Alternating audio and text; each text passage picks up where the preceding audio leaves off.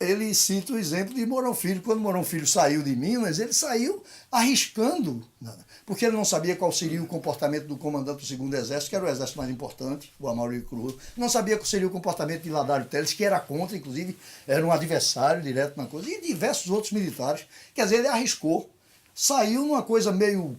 Ele mesmo se desvaloriza quando ele diz que era uma vaca fardada em política, ele chegou a dizer isso. Quer dizer, então, por que do nosso lado não houve essa... E aí, só para concluir, porque eu achei que foi uma coisa perfeita, o Daniel disse, olha, é uma interpretação muito particular, eu não estou querendo produzir, mas no meu entender nós não resistimos porque tivemos medo do povo. A gente pode perguntar, será? Isso é uma parte da verdade. Eu acho também outra coisa, assim, as forças no governo estavam dispersas, divididas, não tinham lideranças. O próprio Arraes desconfiava de Jango, Brizola desconfiava de Arraes, não tinha comando, era dividido e fragmentada, não era... Claro, o Exército também não estava unido, também tinha divisão interna no Exército. Mas no nosso caso, o fator, além do medo do povo, que eu acho que ele tem razão, a gente estava realmente fragmentado, dividido, né? E não tinha lideranças reconhecidas e capazes de dispostas ao sacrifício não havia. Eu acho que aqui no Resistência, simplesmente porque a Arraes disse que não era para ninguém resistir, certo? E tinha suas razões, né? E a mesma coisa ocorreu lá no Sul, por conta da posição de Jango. Um exemplo simples aí, um caso. Meu irmão trabalhava na delegacia assistente, era delegado da Secretaria Assistente no Cabo. O trabalho do pessoal da Secretaria Assistente era administrar conflitos entre senhores de terra e camponeses, né? Quando houve o golpe, ele se deslocou para lá e primeiro procurou o comandante da polícia local, da cidade do Cabo ou de um outro qualquer. Ele disse, como é, capitão, vamos organizar a resistência aqui? Aí, capitão, mas eu não posso, não tenho arma. Não tem gente. Aí eles, capitão, eu posso mobilizar alguns milhares de camponeses para ajudar. Se você está louco, não faça isso. Eu vou me entregar o cargo. Não. Quer dizer, não havia determinação de resistir. E não havendo, você não pode. Ele ainda ficou uns 2 dias com um grupo pequeno de camponeses naqueles altos de morro que tem uma matazinha. Até que, pela evolução dos acontecimentos, chegou a conclusão que não estava fazendo nada. O pessoal estava deixando de cuidar da sua roça. Aí voltou, né? Voltou escondido. Né? Voltando a 68, aí foi que a coisa apertou mesmo. Como é que vocês avaliam as causas e o tipo de comportamento da esquerda? Se não ficou espaço nenhum, exceto a questão da luta armada? Como é que você coloca isso? Não, eu acho que a luta armada foi um equívoco. Eu acho que, aliás, a posição da esquerda em geral, do movimento de trotskista do qual eu participava, a gente também não leu corretamente aquele momento.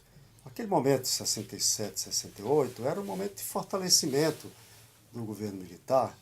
Quer dizer, vinha de um enfraquecimento com as manifestações, mas em 68, volto à minha ideia da economia, a economia cresceu 8% em 67, 68, então a economia volta a crescer, a população começa a ficar mais quieta. Então a gente se isolou, a esquerda inteira se isolou. E eu acho que, em certa medida, isso foi o que permitiu o ato 5. Em grande parte porque o que ameaçava mesmo era a luta armada. Eu não ameaçava tomar o poder, mas ameaçava porque era uma ação que aparecia. Um sequestro como o do embaixador americano, digamos, estremece as bases, né, do sistema, embora não derrube. E, ao mesmo tempo, fortaleceu a linha dura. Eu acho que a linha dura ganhou o poder naquele momento.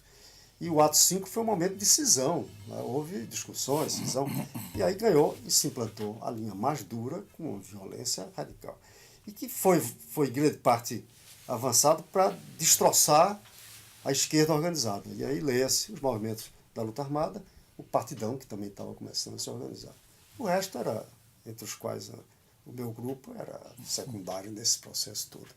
Então eu acho que esse foi um momento que a gente não conseguiu fazer a leitura correta daquele momento político em termos de relação com a sociedade brasileira. Chico, você estava em qual grupo? Eu era militante do Partidão desde 1961. Eu entrei no Partidão na juventude comunista com 15 anos de idade. Então, militei os 3 primeiros anos até 64 numa forma de militância que eu considero como aquilo que a gente chamava da esquerda festiva. Inclusive porque eu não gostava de reunião, eu gostava de estar na rua agitando e tal. Aqui na esquina da Sertã tradicional aqui do Recife, que era ali no edifício Trianon, na esquina, a gente quebrava o pau com a direita e a esquerda, de um lado e outro, tal. Eu gostava disso. Então essa militância, claro, foi positiva para mim, eu acho que me enriqueceu em alguns aspectos, tal, mas não tem nenhuma significação mesmo. Eu passei a ser dirigente comunista e ter uma concepção e opção já a partir de 64, quando então fiz de fato a opção pela Revolução, pelo comunismo e tal. E a partir de um convite de Marcelo Mello, eu fui ser dirigente secundarista, porque a organização tinha se destroçado toda por força da repressão. O irmão dele era dirigente, Aníbal Valença, tinha um bocado que tiveram que se deslocar, de Davi Capistrano Filho, né? Tiveram que se deslocar do Estado, e aí a gente recompôs a direção e eu fui chamado, e a partir daí então passei a ter uma militância, mas já entrei numa perspectiva de divergência, quer dizer, combatendo muito as teses que estavam sendo discutidas para o 6º Congresso do PCB, né, do Partido Comunista. Que ano foi o 6º Congresso? O 6º Congresso só veio a ser realizado em 68, ou fim de 67.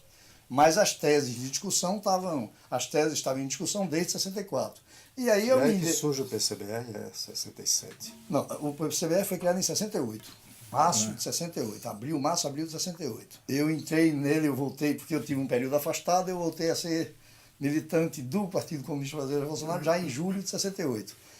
Eu tive uma prisão em 67 e uma prisão ainda como militante do Partidão, mas aquela prisão de fim de raia, quer dizer, eles tinham pego numa operação aí policial, eles pegaram a direção estadual, né, e já me pegaram na era rabada das direções, eles não deram muita importância, me mantiveram 5 dias preso e soltaram. Mas ficaram incomodando a minha vida, eu fui embora para o Ceará tentar terminar o curso e passar um tempo de estaleiro, né? Porque era natural, depois das prisões, que o pessoal ficasse. Em julho, aí o pessoal chegou com a posição já o Congresso tinha sido realizado, e a posição que nós tínhamos defendido desde 64, que era de nos manter no partido, divergindo, né?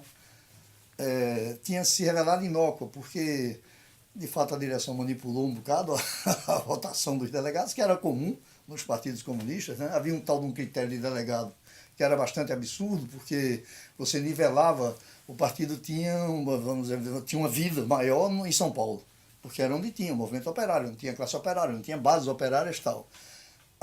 Aí tinha um número de delegados maior em São Paulo, grande, mas não era maior o suficiente para cobrir o delegado do Acre, que tinha um partido de 10 militantes, 50, e que valia o voto. Então, os 1.000 operários, ou os 2.000, ou 3.000, ou 4.000, 10.000 de São Paulo, que tinham 6 delegados, ficavam concorrendo com Acre, Amazonas, que cada um com 20 operários ou 20 militantes, e tinha um delegado por coisa. Claro que aí as teses foram vitoriosas e nós nos retiramos do partido com... a direção era de Apolônio Carvalho, Mário Alves e Jacó Gorender, os 3 dirigentes nacionais do PCB que se incorporaram ao PCBR. E aí eu fui convidado em julho, aí, a partir de então eu parti a militar num grupo armado e que defendia a luta armada para fazer frente ao regime.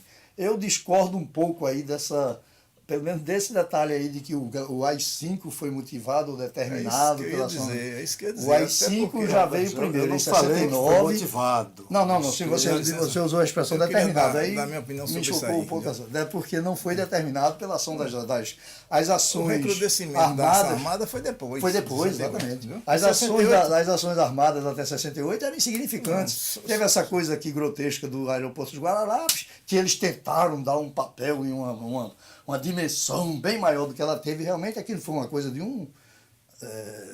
que era muito comum no nosso meio, né, de um delirante que achou que rachou com e partiu para fazer uma ação individual praticamente. Tinha um grupo em torno dele. Só para o que eu falei do AI-5, que a gente, todas as esquerdas, fizeram a leitura errada naquele momento, que era um momento em que a gente não tinha cada vez menos espaço na população. A gente estava perdendo terreno por conta da mudança na economia, do crescimento, etc. Mas, Sérgio, o golpe de 68, o golpe dentro do golpe, foi motivado pela intensificação da agitação, inclusive estudantil, o episódio lá do estudante Edson Luiz e tal, e por esse raciocínio que eu acabei de sintetizar na expressão do militar, cujo nome eu não tenho. E eles se fizesse qualquer eleição, iam perder, entendeu? Então a única forma era acabar com a eleição, acabar com o partido e implantar uma ditadura, né, plena, certo? Porque o movimento revolucionário, urbano, rural, começou depois de 68. Começou depois de 68.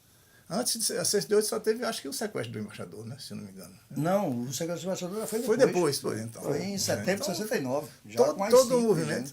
E depois veio o famoso decreto 477 que baniu da universidade a estudantada. Quem alimentou os guerrilheiros urbanos foi o decreto 477. O cara, a partir do momento que o jovem vê comprometido até o seu direito de estudar, ele vai e se lança em qualquer alternativa. Né? E aí isso pagou um preço muito caro. Pois é. Agora, eu acrescento uma observação. Não se pode nem dizer, como alguém alega, que a repressão militar foi motivada por isso, porque, no fim, a repressão militar se desencadeou sobre aqueles que nem sequer propunham a relação armada. E eu dou exemplo com as velhas figuras do partidão. Davi Capistrano, Irã Pereira e Luiz Maranhão. Conheci todos os três, fui amigo de algum deles, desapareceram, são mortos sem sepultura. E o partidão nunca defendeu a tese da... Não, a repressão foi generalizada. A própria Zog. Eu me lembro se discutiu... A repressão foi generalizada. Você falou na igreja, Manuel Messias falou que a irmã dele, com 15 anos, lá em Caruaru, foi detida pelas freiras, do colégio das freiras da igreja, e entregue ao delegado. Depois desse... Ou seja, o clima de terror, o que eu queria retomar pela sociedade toda. Em termos políticos é que a hegemonia interna no poder militar e com a base civil, ela foi mudando. Aquilo que se chamava a atenção que até 66, 67, a hegemonia ainda era de Castelo Branco e outros que vinham da Escola Superior de Guerra e que, na verdade, não imaginavam uma mudança para favorecer Carlos Lacerda ou Juscelino para vir a ganhar na eleição. Então, a hegemonia mudou em 68, no final de 68, com a vitória da linha dura.